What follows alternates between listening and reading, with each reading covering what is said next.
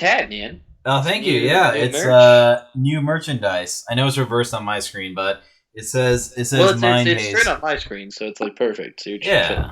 hell yeah. Nice. So what are you drinking tonight, boy? I am drinking Prime Energy. I'm having a mind haze. Actually, I'm having the Cosmic Crusher, the juicy IPA they got. It's like 9 point something percent, right? 9.5%. It's our juicy Imperial IPA. Yes.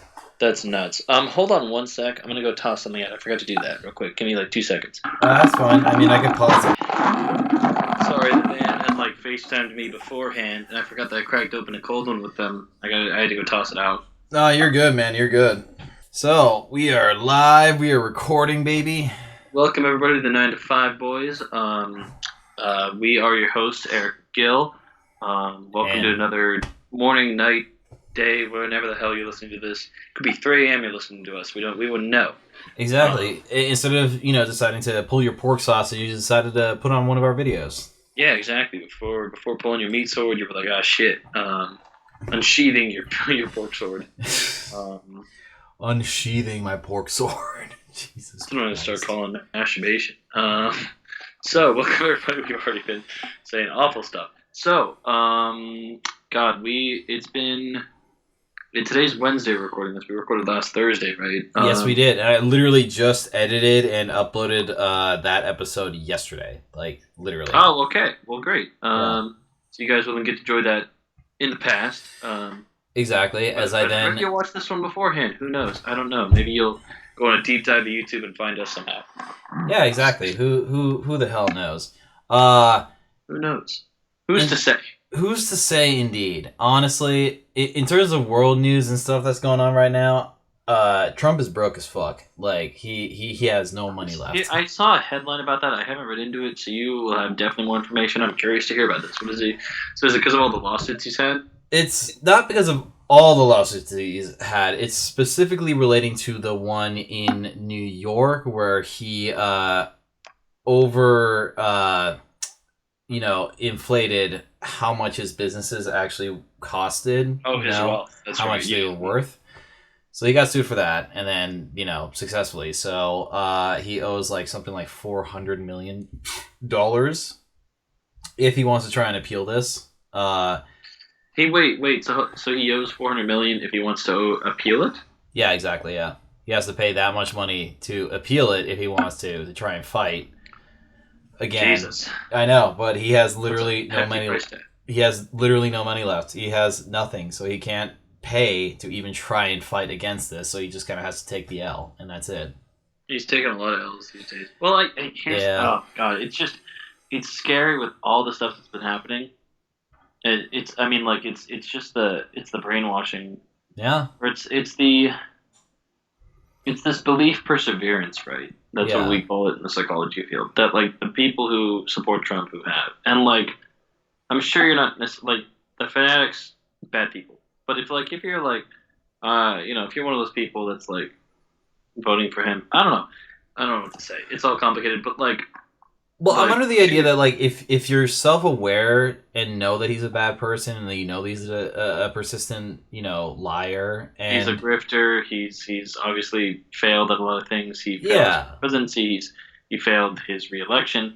He's going through these court things up the wazoo. It's just the fact that you that you're gonna be blind to see this. It's like, come on, man. There's I'm not saying the other options. I think both of our options suck. I've attested this. I think in previous episodes, it's like I think both of our options are too old. Genocidal Joe is just doing a bunch of stupid shit. Yeah. And like he's just too. He keeps falling. I mean, he keeps getting back up. He's got he's got those Wolverine bones or some shit. But like. God. I don't know. It's just like neither of the options are good. But I'm just pointing out that Trump's really he's got a lot of just bad history, and the fact that people will still overlook all of that and be like, oh yeah, I'll vote for him. He's gonna save us. He's gonna do a good job. It's like, well, it's not even that. Like, there's plenty of voters out there who are hardcore Republican who know that he's a bad person, that he's purposely fucked people over if it means putting himself on top. it's those kinds of people that still would vote for him because in their mind, like, he's not fucking Joe Biden, so like, I gotta vote for him. I'm like, you really don't have to. Like, I don't get the whole support thing when you know that he's a bad person. It's like, just because he's affiliated with your party doesn't mean you have to actually go ahead and vote for him. Like, Jesus Christ. Well, he's still outbeat a bunch of the people in the primaries. So it's like it's really uncertain times right now. It's really weird. It feels like it's been uncertain times for like the last decade, almost. It's been really, world's weird right now. Russia's threatening, like, apparently, according to intelligence reports, they're threatening nuclear war. Like, it's a lot going on. Man, it is not a cheery note to start the pod on. No, well, just exist in the world as we are right now. It's like, just damn, like things. It's like people like there was an article that came out. I only read the headline, and I've seen some of the tweet reactions to it. I haven't read the full. It's the New York Daily Post or whatever they call it, right? Yeah. New York Post, which I don't really take as a serious publication.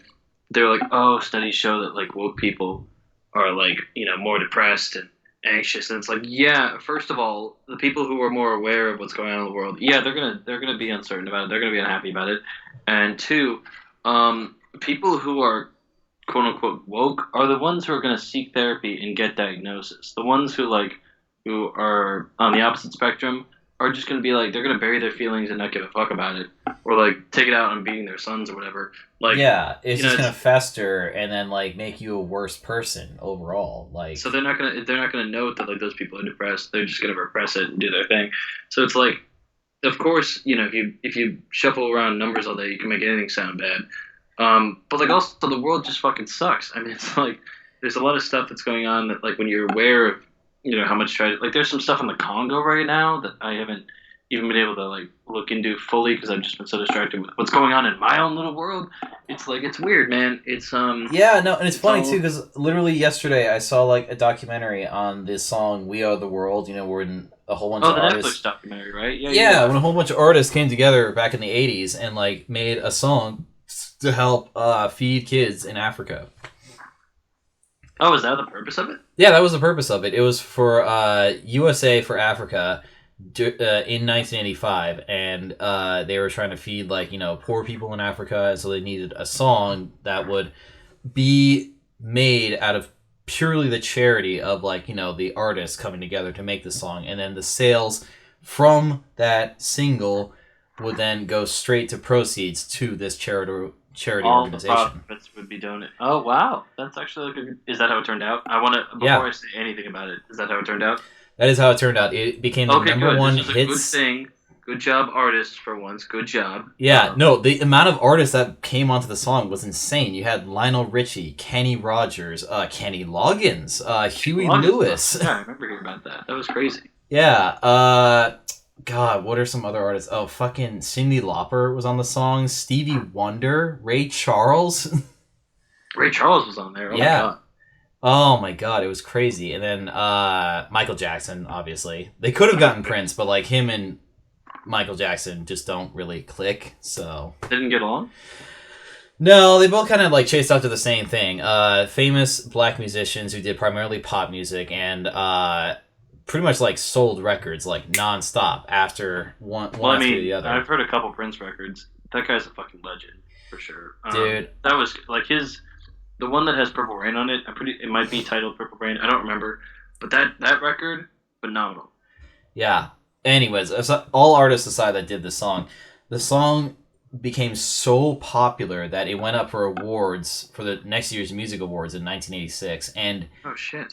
Overall, it made $80 million in 1985, which, if done right with the inflation for what it would be today, for inflation today, yeah, it would be $160 million they made. Wow, that's really impressive. That's good. I mean, that's a big. To me, that seems like a big contribution. I hope they fed them kids. I think they did. I mean, $160 million, that'll feed a lot of fucking kids. I think so, dude. I mean, they say nowadays it's only a few dollars to feed a handful of kids. It's I don't know. It's like here's the thing is like this is another point, and I don't mean to like feel pessimistic about it, but I'm just realistic. Is like rich people could solve a lot of issues if they just weren't Yeah, such hoarding dickheads about it. Like dude. you, first of all, you didn't make all that wealth. You made that wealth off the back of labor. Two, no one's gonna be able to like Jeff Bezos is like wealth. He's not gonna spend that in one lifetime. Maybe he will actually. Who knows? But like you shouldn't, and you can't like you shouldn't you can't be able to do that. Like that's just Yeah. not. I don't know. Billionaires are evil. I think I heard actually recently. I don't know how true this is. I'll probably put it in notes in post, but I heard that his ex-wife, who got like half of his fortune because fucking Divorce. I gotta love divorce laws. That's like the one time I'm like, fuck yeah, get that bag. No, for real. But she became the richest woman in the world just off of inheriting the fucking not the I was gonna call it a severance package. I guess it is kind of a severance package from Kind of marriage. is, yeah. But I what's mean, it like you called? said, sex is a commodity. I mean, so like a divorce is basically a severance package. Yeah, for real, because it's yeah. Yeah, Well, I'm sure being married to Jeff Bezos must have felt like a fucking job. Um, probably. Guys, Yeah, fucking painful to hear in interviews. yeah. No, Anyway, anyways, I heard that she is actually giving most of that money away to like charity organizations and whatnot, saying yeah, like I don't want to see that money in my bank account. I want to see that shit out there in the world doing something. that's what I would do if I had the means, man. I'd be donating a lot more. I'm just trying to make my own shit work. I swear to God, if I had $200 billion, I would not need $200 billion. Fuck that. I would donate it to every single charity I can think of with my name attached to it, just so like people know that this man alone fixed all the world's problems. That's how I want to be remembered. It's like 200 billion, right? 1 billion out of 200 billion is like what 99.5% of your. If you gave 99.5% of your wealth away, Yeah. you would still technically be a billionaire. Yeah. And you wouldn't need those billions. You could still Yeah. give some more of it away. Like if you like imagine right now, like if I won the lottery, right? Yeah. Like and I were to like say like I wanted to like I probably would find some other passion to pursue. I wouldn't just like up and retire or quit or whatever doing any work, but like Yeah. if I were to win what's the jackpot at right now? I'm gonna say like let's just say 300 million. That's usually how it goes. Yeah. If the jackpot's at 300 million, if I win that jackpot right now at 26 years old, let's assume I live like another. Let's say I plot to live another 60 years, which I don't really want to, but like I live another 60 years, right? And I have 1 million saved for each of those years to just get me through the year and be fine. And that's actually like a more amount than I think I would need. Well, maybe it's the Bay Area, Yeah. but you have that much. You have 60 million saved for the rest of your life to just not Yeah. do anything to just afford your living and everything. You would still have taxes. You'd probably still maybe see like 250 million of that money. There would still be like 190 million left over for you to like for me to not need, right? So like Yeah. I would give that wealth away. I'd give it back to like I might give it to my organization, give them a big lump sum to help the clients. I might give it to other charities. I might spread it out and do a bunch of shit. Maybe I'll invest a little bit into myself to do some, endeavor I want to do. But like it's just like you don't it's just these numbers are astronomical. Like Yeah. I couldn't even imagine my credit card limit is $15,000. I can't picture 15 I'm small brain. I can't picture $15,000 in front of me. That's just like so to imagine like someone that has millions upon billions of dollars is like that's a crazy amount to me. Like we cannot as humans conceptualize that Yeah. No, in a concrete way. It's just insane. it's absolutely fucked, honestly. Like We can't think it's beyond those numbers. It's like it's. yeah. I saw a meme. It's like adult money is funny, right? Like you can get mad at yourself for spending like $8 on a coffee, but then the next day you put like like a down pay for a house on a vacation. Like it's just like Yeah. you don't think about these things. And like I like that's how I was thinking about it. Like that's how the England trip was. I was like, okay, I'm putting like I think I put like I don't know, including flights and hotel. Well, I mean I paid for the hotel, you paid for the flight. I think including all that, I must have put down like 2K for the trip. Yeah. And I just like don't think about that. I'm just like whatever. It's just crazy to me. It's Yeah, no, things are like nuts. speaking of fucking money, like when I went to LA with my friend Tim, like I paid for both our hotel rooms because I figured we get like two separate rooms so we have some privacy, which is nice. And I paid like something like $661 for like two like 2 nights at a motel. Well, for two people, 2 rooms. Let's see. That's pretty good.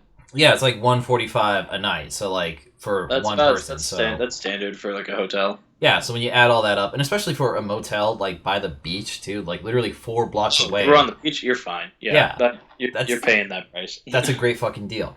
It was a nice room too. So I thought, oh, okay, like he'll just eventually pay me for like his half of the room. But like when we went to the event and when we bought the beer to take home, I did the math on how much he bought because he bought for all of us on his credit card.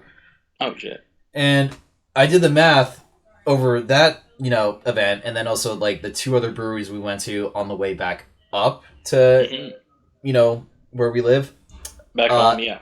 Yeah, like he didn't have to owe me any money for the motel room. Like literally, like he spent like $300 worth of beer on me alone. So I'm like, man, that's like the bit in Blues Brothers when like they were gonna get paid $200, but they drank $300 in beer, so they owed $100. That's how it went. Like you were like, oh, he like owes me the hotel later, but then like he bought all this beer for you guys, and you were like, oh, wait a minute, he paid his share. He fucking paid for it. And I'm just like, oh yeah, no, that's fine. He doesn't owe me money. So I never think about these things until like way after, and then Well, it's hard. Again, it's hard to conceptualize. Yeah. Even like in the 3-digit range, like I could do like $100. I could even do like 2, but like $500. Like in my, I get checks from work, right? Yeah. And like I get these reimbursement checks for the mileage I drive, and they're in like the 400, 500 ranges because I drive a lot for work. I actually figured out that I think in January, I drove 2 full gas tanks for work worth of gas. Yeah.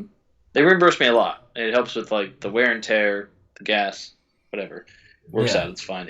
I'm making it work. So anyway, so I get these big ass checks, and so I'm just like, I don't really know what to do with this amount of money. This is crazy, and I'm just shuffling money through like my accounts on my bank. It's like it's just crazy to me. It's money. Money is that's why you pay people to be accountants to like handle your shit. It's like it's crazy. Yeah, no, it's wild. It's crazy. I got like almost 1,000 back from the government for taxes. Thanks, government. Actually, thank you. That was fine. I got like $795 in my returns this year, which was a little less than last year, but I think also the tax code changed, and it actually, for viewers to know. Bring it back to the first point we were talking about in the pod. That was Trump's fault for changing tax laws, not Biden's. He's just riding that result. So fuck you guys. Billionaires, rich people only look out for rich people, dude. And the tax code is built for like rich people. We don't tax our billionaires nearly enough, or maybe at all. Even they're able to get away with shit. Yeah, but we fuck with a little guy that can barely put food on the fucking table, which is insane. I don't get it. I really don't. I had a realization last night. Walmart is so cheap, and I've gotten to the point where I might have to start getting my groceries at Walmart, which isn't like necessarily a bad thing. I mean, like, no, it's not. I mean, I guess like Target's like my main complaint. I didn't care that like I don't care I'm broke. I wear that badge with honor. Maybe not honor, but just like out of necessity. And so like I'm very much used to having to shop cheap, but like. My main problem was that like Walmart's a bad corporation that doesn't take care of its employees, but I guess Target's kind of the same way. They're a bad corporation that doesn't take care of their employees. Any corporation does that. That's just there's very few that are actually good out there. And you know what's even fucked up? Lululemon is a fucked up company for quite a few reasons. Not just like selling pants that make women feel bad about their weight. Yeah, not just that. Do you know why they call themselves Lululemon? No. It's a name that doesn't mean anything, but the founder of it wanted to call themselves something with a large amount of L's in it because they knew that Japanese people trying to pronounce it would sound funny as fuck. Trying to do it. Are you serious right now? Yeah, no, he literally pulled a racism just to like fuck the Japanese.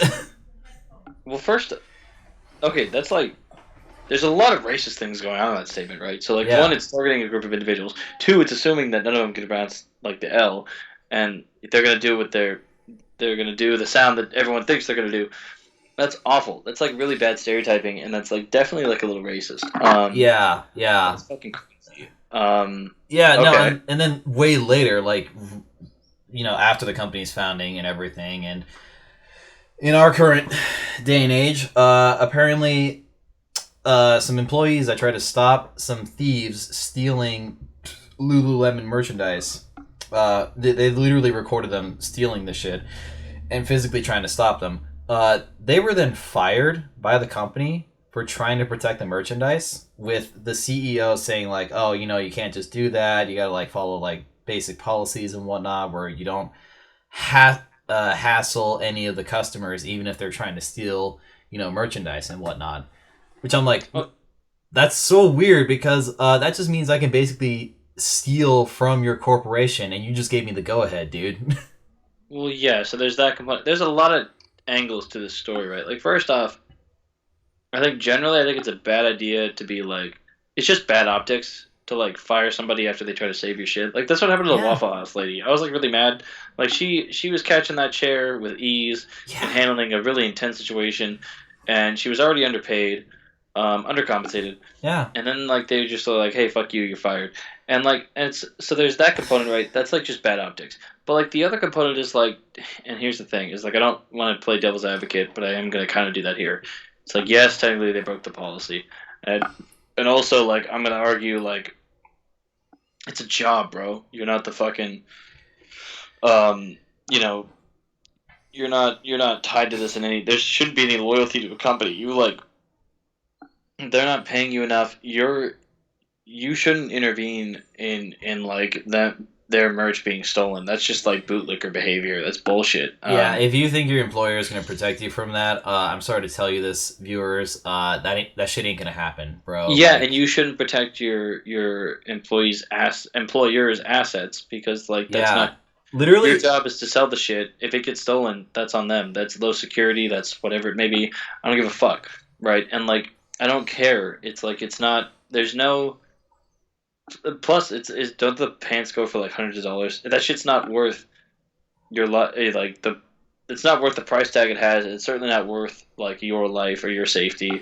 yeah, or Fuck a job. your next employment to another job, because if they think that what you did is that wrong, there's a good chance they're gonna talk shit about you when you put them down as a reference for your next job. Like, what the You fuck? definitely don't put them down as a reference, but like they Yeah. may like you have to put down your employer's history. So they may ask that job like what happened, but Yeah. So it's just gonna follow you, and that's not a good thing. Like, yeah, just no, it's just like live and let yeah, be, man. Like it's yeah, like you know you're a retail worker. Like don't you yeah, probably get paid minimum wage because I mean if a job pays you minimum wage, they're telling you I want to pay you less, but I legally can't. Like yeah. yeah, I mean like That but that it's do be like that, honestly. Yeah. yeah, it's like people are like fucking boomers and Gen Xers talk about like oh people are quiet quitting. It's like well yeah people don't care about their jobs. There's no incentives these days, man. People don't we're not getting paid enough to live. We're not our productivity has skyrocketed in the Yeah. last few decades, but the wages have only slowly increased, and the price of everything has gone up. People are like, oh, like there's a huge report about like people job hopping. It's like job hopping. Actually, you're gonna get more when you switch jobs. Like, don't stay at a job you hate. Like, go fucking pursue something else. Yeah. Also, the same fucking cocksuckers that complain about quiet quitting are also going to complain. It's like, why is there no one out here like trying to bag my groceries or like cut my meat and cheese? I'm like, well, you fucking did that yourself, all right? Like, you complain about that shit, and then like you reap what you fucking sow, man. Like, Yeah. damn. Did you pay the employees adequately? No. Did you like help them have a healthy work life balance? No. Did you support them at all? No. Like, why are you surprised they left? You know what I mean? Like, Yeah, if it's they're just getting like paid, shit wages, and they want to go and move to do something else that's better, of course there's not going to be people out there getting paid shit wages to help you with your bullshit. Like, it's insane. I don't putting up understand. with it. Yeah. Yeah, It's just it's not hard to conceptualize. It's not hard to understand. But I guess for them it is. It's just I don't know, man. It's really complex and jobs, man. just don't. A job's a job, man. You have an agreement with your employer. You're just there to do the work. You're not there to do anything else. If a person ever says you've gone above and beyond, you've been exploited because like they're not compensating you for sure. They're just gonna pat you on the back and tell you could fucking job and give you a pizza party at some point maybe. Yeah, or anyone out there who wants to have like a better job, just where you don't have to take bullshit anymore. Just go into waste management, like in any field, like whether or not it's like sewage systems or like taking out garbage and recycling and whatnot. Because I guarantee you, if you want more benefits, you can go on strike and they will give you exactly what you want in no time. Because no one else wants to deal with that shit. Like as soon as you shut down sewage systems and waste management, like garbage trucks and everything, people fucking react quickly. They do, man. They do. Yeah. It's like you guys, numbers have power, man, and like, it's valuable. Anyway, that's bad. Lululemon sucks. Fuck them. So does Waffle House. Which is also fucking ironic. It's just like, oh man, like our staff was like fighting the customers. I'm like, do you not know your own company, Waffle House? Like, what the actual fuck? Do you not know your client base? They're like gonna come in at 2 a.m. angry, drunk, and like start fist fights and shit. Yeah, start fist fights. Yeah, and like start shit. And like your employees before that, Waffle House was known as like the amateur MMA fucking like octagon. Like Jesus Christ. For real, dude. It's like crazy stuff happens there, man. You guys have no protections for your employees. Like no security, no fucking no extra pay or anything. Like there should really be like a hero pay.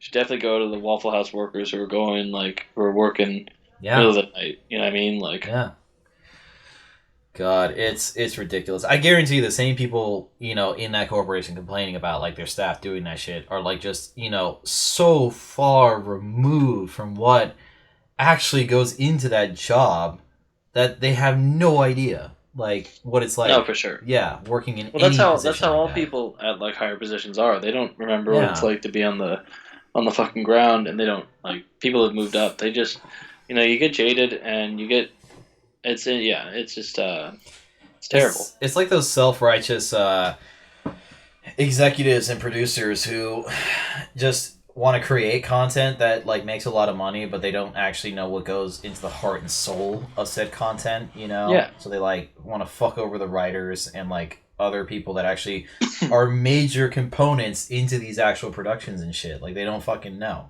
Totally. Yeah, man, they don't. They're not aware. They're not in the know, dude. They're not. They're just self-righteous cocksuckers that think they got to get paid just to like produce content. And I'm just like, really? Like, damn. Yeah, for real. It's crazy. It's don't trust your employers. Do the bare minimum, and then if you need to fuck off, fuck off. That's our advice. Exactly. Yeah. That's just how it is. That's how it goes.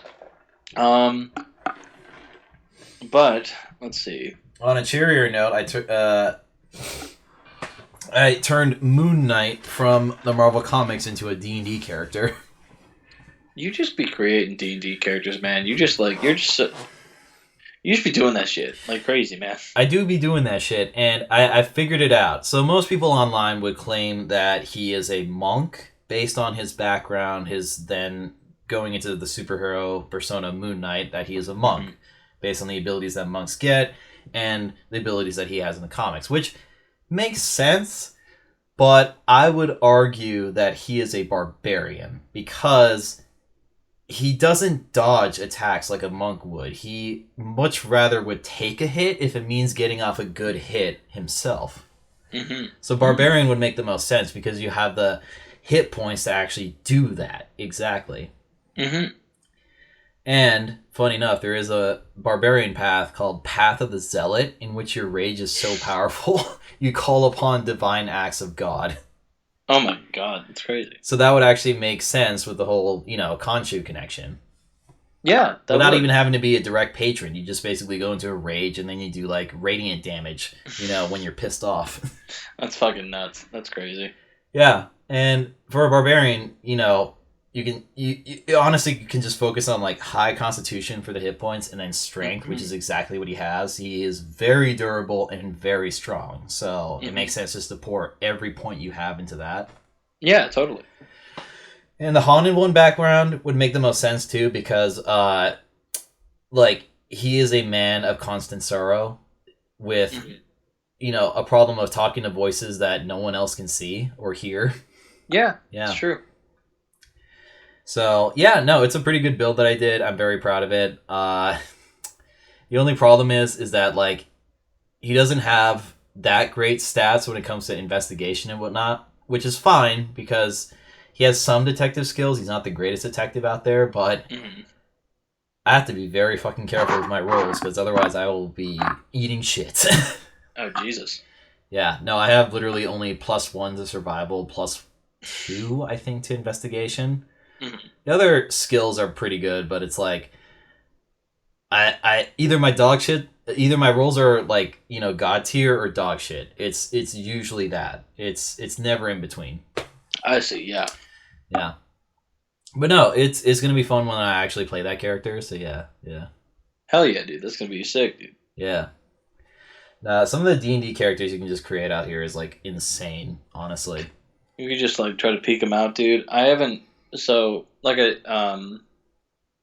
Oh, I didn't mention this to you. It was on the FaceTime I had before. I've been just like doing shit all day. So I was supposed to have a D&D game this last Sunday, which is St. Patty's Day, which I heard your town had some chaos, but yeah, we did. Holy shit, Cal Poly, what the actual fuck, you guys?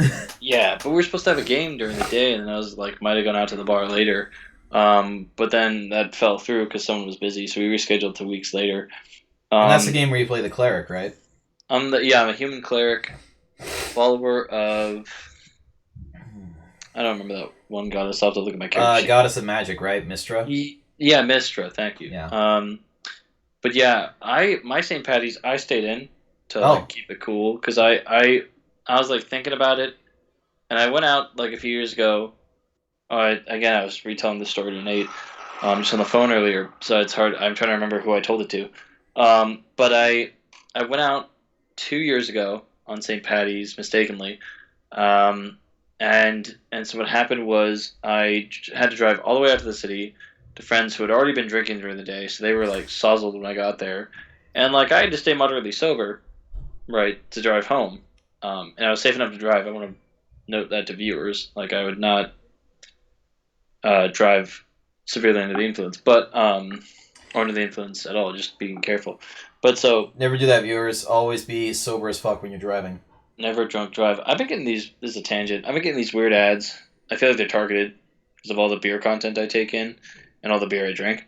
But there's these, I guess, these keychain blood alcohol content breathalyzers, and they've been marketing them to me, and I'm like, I don't know how to feel about that. Is that trying to say that I drink too much and I have to be careful? Anyway. I don't know, but I'm going to go back to my story. So I went out St. Patty's Day, so I drove all the way up to San Francisco, which for viewers, that's like an hour drive for me, up to a city where it's hard to park and it's chaos all the time. And so then So St. Patrick's Day is just going to be a fucking nightmare. So we were like fighting for like 45 minutes to try to get into this bar. We were like sitting on the patio. They'd just gotten food. I was talking to this guy, Kevin, I love Kevin. We love Kevin. Kevin's great. If you're watching this, Kevin, love you. But you were fucking so drunk the first night I met you. And so we all finally get in, and it's crowded. I'm like trying to squeeze in to find space, and like I'm sure that's how I got COVID, is just the crowded space and everyone breathing on each other. Yeah, we're in there for like I want to say like an hour and a half, 2 hours maybe, and then we stepped out, and like Fabian at this point was like super like just drunk, and he was like wanting to go home, and I was like, you know what, this is, and like me, I was not having a good time in the night. I was sober around these idiots, and that's like really annoying. I felt like and it was a crowded bar, and like it's too crowded. Like I like a bar that's like lively and has a lot of bodies in it. That's like why I like going out to the bar, is like it feels like it's a popping spot. Sometimes you get to meet some interesting strangers. Yeah, 100%. Hang out for a night, which happens to be a lot. I had this one guy talk to me the whole night. I was at Thirsty Bar one time. He was just like, and he was constantly going. It was like I could just get like in, and like maybe that's just the social worker in me, but Anyway, so like I like a bar that's lively, but if it's wall to wall where like I'm packed shoulder to shoulder trying to squeeze space, especially with a new tattoo. I got this tattoo on Saturday. St. Patty's was Sunday. I'm like, I don't want to touch into people. It's gonna hurt. Exactly. And Or like so ruin your tattoo, honestly. or ruin it. Someone could like accidentally scrape against it and scratch it. I don't know. Yeah. I gotta be careful.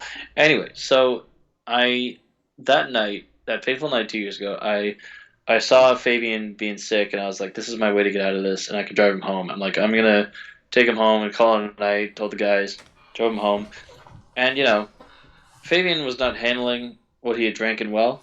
He Mm. got half of that outside the car and on the drive home. And so the whole drive home, I'm like, okay, he's like getting on the outside of the car. I'll just go to a car wash. That's fine. No, he got about half of it outside the car. The other half was in my door that I had to clean. Spent a day and a half several times, just trying to get in all the messes. And I think there's still a stain that remains to this day. But I'm the only one who seems to notice, so I don't trip around it. So that's why now I have foldable bags in my trunk that if anyone's too sick to be in my car, I'm like, hey, bag. Bag. Use the fuck. Like, Use the okay, fucking bag. as long as the stain doesn't smell, I think that should be fine. Well, yeah, that scent has gone away a long time ago. It's been fine. It's probably the fucking, stomach acid that probably stripped some of like the color off the door. That's probably what it is. It was in like the fabric part. Anyway. Oh, that would do it. Yeah, yeah. So that fateful night, I'm like, I think I've determined, and even now looking back, I'm like, damn, that night was miserable. I think the next time St. Patty's rolls around, I'm gonna try to throw a house party. Like I'll get a cake. I won't go out. We're just having people over. If I have a bigger space to entertain, Yeah. I might do that. If not, whatever. I'm just not gonna go out on St. Patty's, and it's safer. Like if I have a party at my place, people can like crash Yeah. if they're drunk, and they can go home in the morning, and Yeah. like it's fine. So anyway, But you gotta have a small place though, so I don't know how that's gonna work out. well, right now, yeah, that's what I'm saying. Is like if I had a bigger space, it'd be easier. Like I could fit, Yeah. I fit up to like, including myself, 7 people in this apartment. I think at one point. Yeah. I mean, for the viewers at home, I live in a 300 square foot studio in the Bay Area. That's how I make it work. Yeah. Just enough. And so, yeah, if I had a bigger space, like a house, maybe even, I would. My dream is to like have a house with like a front porch, small front porch, and a backyard. So I could have like the grill and have people hang out back there. Be perfect. Yeah. 1-story place, 2 bedroom. So like I have a guest room and my room, right? Anyway, that's the dream. But so yeah, just St. Patrick's. I was just not wanting to go out that night. I knew it was gonna be crazy, and I'm sure it was. I haven't read about it, but tell the viewers about what the shameful Cal Poly students did on that fateful St. Friday's Day. Yeah, so I got like secondhand news of this, but basically, Cal Poly students started drinking at like 3 in the morning on St. Patty's Day. Yeah, 3:17 a.m. Like started drinking then, and it just continued, and it got worse, and then like I think cops were involved at some point, and it was like almost like a fucking riot and shit. Well, I thought so on Saturday night, I thought there was like festivities going on then. Yeah. Where people there was like a congregation of like 6 or 7 thousand students who caused a lot of property damage to cars, surrounding neighborhoods. I think that's what happened. The cops definitely got involved. Yeah. Offered a lot of citations for public pissing and other stuff. Yeah. It's just like, but I mean, what can you expect, right? So one, you've got like, and I've always exercised this, right? Is like, I like drinking.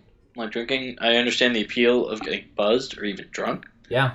I understand the appeal of a lot of things. But alcohol is one of those things that like you can create. I've never had another drug. Well, I mean, there's several other drugs, like there's cocaine and meth that like create irritability and anger. But like alcohol is the socially acceptable one that encourages people to be belligerent, to be unpredictable. It's a disinhibitor, so they're doing shit they normally wouldn't do, which normally that shit they don't do because their conscience tells them not to. And so like, it's just like when you get people, several thousand, who are consuming this substance who are going to create these behaviors. You get young kids who are just learning how to drink and how to be drunk and how to manage that, and they're fucking it up because they're like 21, 22. So they're going fucking hard in the motherfucking paint. When I was 22, that was a year where I was just getting fucking always sozzled, and then like 23 was the same. Yeah. No, 23 I think got a little better. I got a little better at it. Anyway. Yeah, so of course, the events of Cal Poly would turn out to be like just drunken debauchery, where 6,000 people like basically play out the evening like it's SantaCon in New York, where like every year on Christmas, fucking hundreds of thousands of people dress up as Santa Claus and do drunken debauchery in the streets of New York. They do that here in the city too, and throwing up, pissing and throwing up all over the place, like fist fighting each other and shit. I've never been to SantaCon, but like here's the thing: is like the reason I frown upon alcohol so much is like you create people who get violent. You create people who like get emotional and they get reactive and they do stupid shit and they say things or do things that they're gonna regret when they're sober. Yeah. And like you don't like drugs are bad. Well, here's my opinion. Drugs are fun till they're not. That's the saying I always keep to myself is like drugs are fun till they're fucking not, dude. Till they like teeter. And so like I've never seen someone. Well, people do get psychotic when they smoke weed, right? It activates a dormant gene for schizophrenia for some people. And, mushrooms and psychedelics have, like, that teeter of, like, where you can get psychosis as well or, like, really have a bad trip. But, like, weed has, from what I've observed, has never created that. People get hungry, they get sleepy, and they get giggly. And then, like, when you're drunk, you get hungry, but you get like reactive and belligerent. You get really emotional. Again, it's a disinhibitor. It's activating it's making you more susceptible to feeling extreme emotions. And so like it's just like that's like the reason I didn't go and talk to like the Tahoe trip this last time. It was like people get drunk and they get emotional. Like I'm not gonna be around that. Like I like drinking, but in a capacity where like I don't like getting. I don't particularly. I'm not gonna say. You don't like losing total control, which is fine. Like I get that. Control, which is understandable. Request. I don't like getting shit faced. I like getting like a little tipsy. I like the buzz that alcohol gives you. Don't get me wrong. Yeah. I understand the appeal. And I like the flavor. I like the taste of a good beer. Or a good cocktail. But and then the after effect. You get hungover, you're sick, you're like throwing up potentially, you're like got a mad headache. Yeah. Like the appeal to it has faded on me. Like, I'm still going to drink. Like, I think I'm going to drink the rest of my life, but not extremely, obviously. I'm going to moderate, especially after what my doctor said.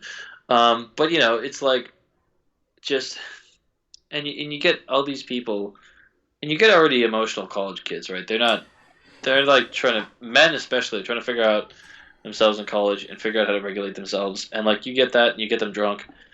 Bad things are going to happen. And, like, it's just – that's the nature of the holiday. Everyone's just got to prep up. It's like the fucking purge. You just got to board up your house and like be ready. Exactly, 100%. No, that's why I stayed in near university. I didn't stay here that night. I'm kind of glad. I wondered what it must have been like here. Wait, you didn't stay in your place? In my apartment. I stayed with my girlfriend who like lives in a different city than the university I lived near. That's smart. That's smart. I missed it. Well, it wasn't. It's kind of just like it worked out that way. Like we were just like, well, we'll get we'll have dinner with her parents, which was dope. But I mean, like I got to avoid that crazy. I'm sure it must have been crazy over here. I don't even know. I haven't even read about it yet. I haven't checked any news about it, so we'll see. Your apartment's in one piece, so clearly it couldn't have been that bad. Apartment's still in one piece. Building's fine. Building's still here after. God, this building is going to be 100 years old next year. God, fucking hell, man. My shit was built in 1925, bro. I live in an old-ass building. It's creaky. Gets a little weird at night. I get nervous about the noises, but, I've always got Kate here when I'm sleeping here, so, like, it works out. Hell yeah. But, yeah, man, I like this apartment a lot. It's tiny, but it's what I need. I got a bed, I got a couch. I might upgrade that couch. Anyway. Yeah. I have more money.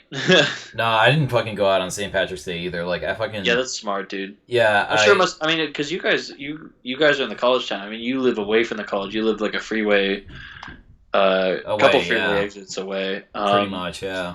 But I'm sure it probably could have been crazy downtown for you guys, I'm sure. Yeah, no, I figured it was going to be wild downtown. That's why I first pretty much went straight home after I was done with work. Cracked open a crowler of this, like, rich, dense stout that I had and just had that with, like, a splash of Bailey's in it, and just enjoyed that throughout the evening, nice. And that was fun. Like, I got tipsy, obviously, but not super tipsy. Like, it was nice. It was fun. That's good. Yeah, I did kind of the same thing. So for Christmas, Kate gave me this little can. It's a 2-shotter of Screwball peanut butter whiskey. Oh, that stuff's so good. It's really like, I don't like whiskey, to tell you the truth. I will order a whiskey sour at the bar when I would get cocktails. I usually just get cheap beer these days to save money. But I would definitely, the Screwball whiskey is like sick. So I had that, and I mixed that with Bailey's and Kahlua to make like a peanut butter White Russian that was a little stronger than a regular White Russian because I used like Bailey's. That was sick. So I had that, and then the rest of the evening, I think that night I had 2 Coors Banquets because I had an 805 on Monday. Yeah. So I had 2 Coors Banquets, which, Coors is, you get what you pay for. Yeah, and honestly, like, Coors Banquet is, like, great. I think it's honestly better than Coors Light, which is, Well, that's the point of it, right? It's supposed to be like a higher-end beer a little bit. You pay a little bit extra for a 12-pack. I was looking at the prices at Bevmo the other day. Kate found a gift card at Bevmo, and so she's not drinking right now. So I got her, like, a non-alcoholic pack of Corona, which I think those are the best non-alcoholic beers, for sure, the Corona. Those are, like, the most like a regular Corona, because you could taste the difference with a Heineken. You could taste the difference with a 0% Budweiser. You could taste the difference with an Old Milwaukee. Yeah, but they don't have alcoholic Old Milwaukee. Old Milwaukee is just a non-alcoholic beer. Stellas are pretty good though. The non-alcoholic Stellas. I found that out through Dry January. But with that gift card, I also got myself a 12-pack of Modelo.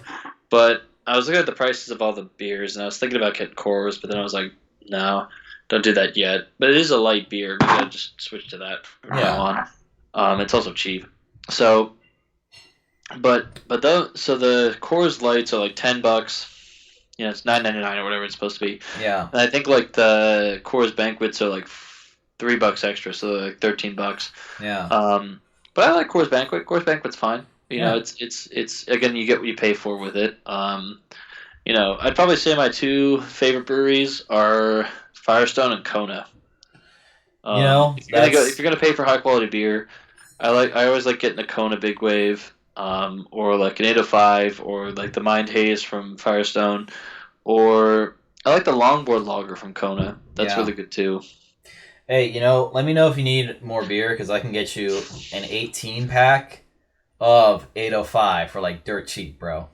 Well, I appreciate that, and I will let you know. But for now, I'm really good because let me divulge how many beers I have. I stocked up my bottom shelf. Okay. Of just alcohol, so I've got 5 High Noons left. Okay. I've got 4 of those Rotten Hammer whiskey cocktails. Oh hell yeah!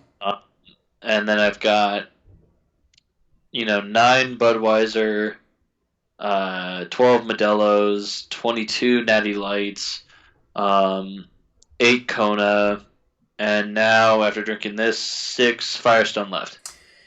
Damn! Alright, that's impressive. Damn! I am stocked with beer, so I will let you know when I'm down to about half that stock, and then I'll take you up on that offer for the 805. I should be back down to you guys Memorial Day weekend. I know you're coming up next week. Yeah. Well, I only mentioned the 18-pack because we have 4 of them at the gift shop, and they'll probably sell out in about a couple weeks or so, maybe. Okay, yeah. Well, no worries. Whenever you guys stuff again. I like the 805 Cerveza a lot. That one's really good. Oh yeah, I can just get you some cans or bottles of that. Whatever. Give me cans. I prefer cans. Just so if I feel the need, I can shotgun them. 100%. Because I got the tool. Tonight I have this thing that you can twist off the lid of a can. So I did that. You actually, wow. Okay, damn. Yeah, put a couple sponges in a condom in there, and then you can make a fucking fleshlight out of that. I mean, you could. Yeah. Yeah, it's essential. I have a real one, so I don't have to worry about that. Yeah, that's true. Uh, That's true. Plus, my dick too big for that can.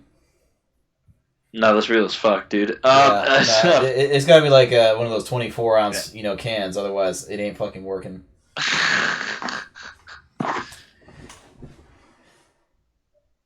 Maybe mine is too. I don't know. I'm not gonna think about that. Oh, on a side note, just to change topics, talking about losing control through consumption of alcohol. Did you hear about that fucking guy that like jerked off during a showing of Love Lies Bleeding? Oh no! So I actually saw that movie, and I can kind of understand why he would. I mean, I'm not gonna justify it. I understand it. Yeah. There's a difference. Was he drunk? You know those like flask sized bottles of like booze you can get like say Jägermeister or like like whiskey and shit like that like fucking 250 milliliters worth of alcohol and shit.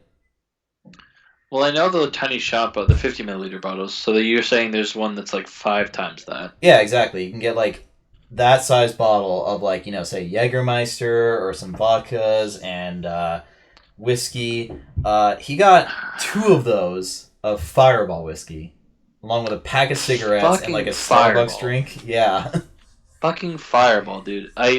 yeah, That brings me back to college, dude. I had a friend of mine who loved Fireball, so I got into it, and then I got out of it because I was like, whoa. yeah. It's fucking disgustingly sweet, but it could be used Crazy. correctly if you know what you're doing. Yeah, I would like to try a Christmas drink where I put that shit in ginger ale. That'd be kind of sick. Yeah, no, it like a Misky Mule, you know what I mean? Like 100%. That with some good grade A ginger beer is like perfect. It's fucking amazing. Absolutely, I'm sure. But this guy did 2 of those along with a Starbucks drink, and he had a pack of Marlboro Reds. I don't know how many fucking cigarettes he smoked during the fucking movie. I don't know if you can do that during the movie. If you sit in the back row, you could technically get away with it. Yeah. I mean, anyone can do anything here. It's just like, should we do anything? Well, I'll tell you what, he shouldn't have been pulling his fucking dick out and jerking himself off to completion. That's what he fucking did. And he passed out. He passed out, and they found him after the movie was done. They found him passed out, cum all over somewhere. Empty bottles of Fireball, fucking Marlboro Reds, just like nut, like he just, and the credits are running, and so like I don't. And the only reason why I know of this is because like there's a picture of him in that state. Like the fucking ushers that found him took a picture and posted it on Twitter. That's real as fuck. I would do the same. Be like, man, look at this shit. Look at the shit I got to deal with. That's like, that's easy. Like, okay, it's people don't know how to behave anymore. I swear to God, like that's insane, dude. Like, people were. Last night was an emotional film, right? We're watching that movie. I don't know if you. I had a whole conversation with somebody else about my whole last week. So, we watched that movie, One Life. That's like, if you don't know anything about it, it follows the story of Nicholas Winton. Nicholas Winton was a stockbroker in England, at the very beginning of World War II, literally. The movie ends, or the story about him ends, like when he's trying to. So basically, the story is he's trying to get all these kids out of Prague, these like refugees, these Czechoslovakian refugees, out of over to England so they can get away from the war and survive. And so over his lifetime, he got 669 children safely out of Prague. Wow. During the years of 1938 and 1939. Yeah. Because, if I've got it right, Germany invaded Poland September 1st, 1949. Or not 1939, not 1949. 39, my bad, sorry. Yeah. 49 is long after, a few years after the war ended. Yeah. So 39. So the story of him trying to get the kids out ends with him trying to get this last train out of it's the biggest shipment ever. It's like 250 kids. Yeah. It's the day that Germany invades Poland. They don't get out of Prague. Those kids are left to die either being taken or in the Holocaust or whatever. And so the movie follows this guy's strive to do that, and then afterwards in his later life there's like a famous TV show segment called it's a show called That's Life, and there's a segment where the host talks Oh, hold up. to doing this shit because she's got like a scrapbook or whatever.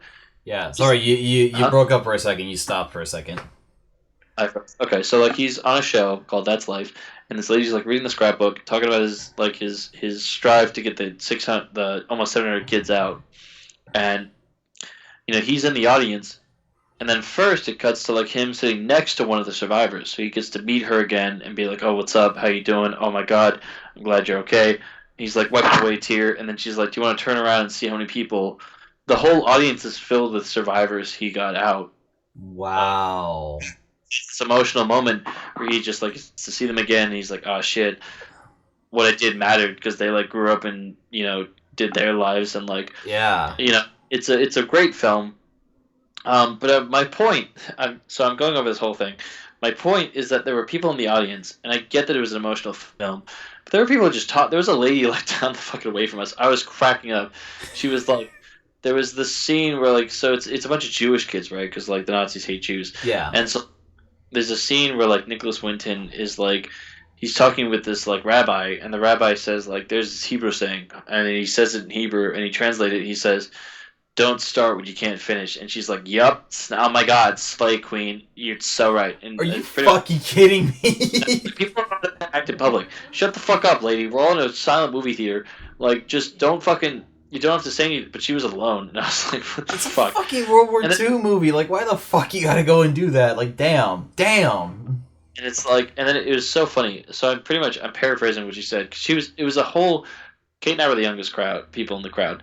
It was all old people. It's one of those movies where like it's all old people who want to go see it because like, oh my God, this is a major story. It's gonna make us cry. Yeah. Tearjerker. Actually, it did make me tear up. There was a point where like I had to wipe away tears. It's really actually pretty powerful movie. Anyway, Yeah. but it's all just fucking old people, and like, and some of them knew each other, and like it's just this one lady at the end of us who's like on her own, and like she doesn't know any of the other old people, and I'm just like, lady, shut the fuck up. But people don't know how to act in public anymore, and I think that's definitely like been because of the pandemic, because we're all locked inside for fucking 2 years. This year, Friday marked the 2-year anniversary. No, the 4-year anniversary. I'm sorry, excuse me. Fucking 4 years since we had the COVID lockdowns first in place, at least in this area. Oh my God. And in this county, whatever, right? And today still, until the end of this month, I have to wear a mask at work. Wow. Because of fucking COVID. Because everyone got COVID over the holidays. Half my team had, not to their fault. Yeah, I caught COVID twice. It's not fun. Don't mean to do it. Not to their fault. But they caught COVID. Because this shit's still persisting in our lives. And it's not going to go away anytime soon. And I'm so frustrates me. But anyway, what was I saying? So it's like, people don't know how to behave in public. How to behave in public. We're locked inside, on and off for 2 fucking years. And, God, it's like, it's especially present at bars. And back to this point about alcohol bringing out the worst in people. Yeah. He's acting fucking drunk and disorderly. And I feel bad for bouncers. So I was talking to one of my... Yeah, because not every one of them can be Patrick Swayze from Roadhouse. There's no fucking way. Do that. It takes training. I was talking to one of the nephews of one of my clients, and he's a bouncer, really cool guy. We were talking, and he was like saying like, yeah, he's pretty much babysitting adults, and like, I mean, it's just I feel so bad for them. That's why I try to be so nice to them. I'm just like, here's my ID, like it's me, I promise, because my ID like doesn't have my beard and my hair. I just didn't have Jonah Hill beard, but yeah, bro, I got that Jonah Hill beard right now, bro. Rocking it right now. I feel for these fucking bartenders, dude. It sucks. Yeah. It sucks. It's fucked. It's incredible. Bartenders, I mean, yeah, I feel it's people are just crowd mentality is not a good mentality. You can put that on my fucking tombstone. I don't want to fucking say that again one more time. Crowd mentality is bad mentality. Yeah. No, that's amen, brother. I fucking respect that. That's exactly right. Quote a great detective, Benoit Blanc. It's a dangerous thing to think before you speak, don't you think? or to speak before you think. Don't you think? Yeah. I fucked it up. Anyway. No, I get it. Like it's a play on like the fucking quote from Abraham Lincoln where it's like it's better to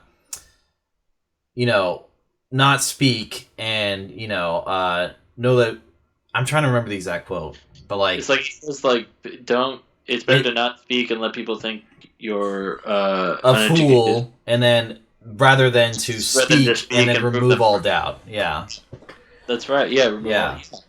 Totally. It's better to stay quiet and people think you're a fool than to open your mouth and remove all doubt.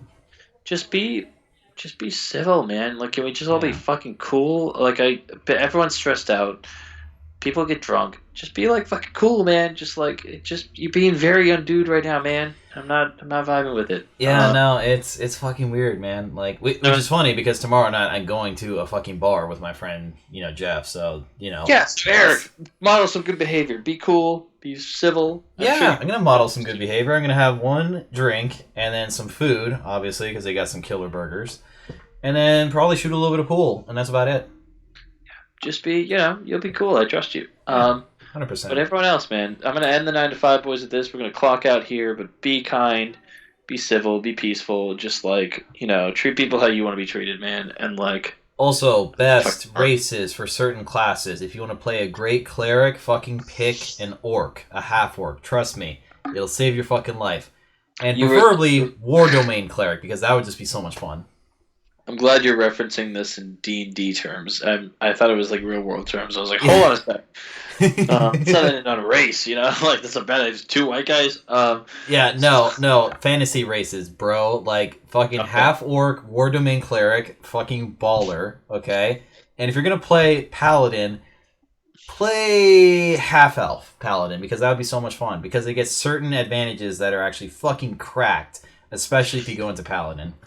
Fuck yeah. Because their Fey ancestry gives them like advantages on spells that try to charm them, and magic cannot put them to sleep. So they're basically immune to most like powerful magic. Exactly. But this is a good time to clock out. The 9 to 5 boys are out of here. Thank you everybody for joining. We hope you all have a good morning, good afternoon, good evening, good whatever you're doing. Do it well, and we will see you guys in the next one. And remember, be kind. Be kind. And be a paladin. Exactly. Be the best boy out there. The golden retriever of fighters.